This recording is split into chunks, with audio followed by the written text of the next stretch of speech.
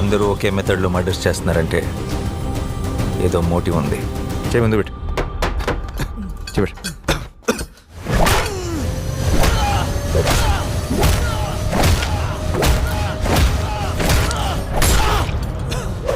First day నిన్ను చూసినప్పుడే doubt వచ్చింది నాకు. ఒక పోలీస్ ఆఫీసర్ వేనా నువ్వు?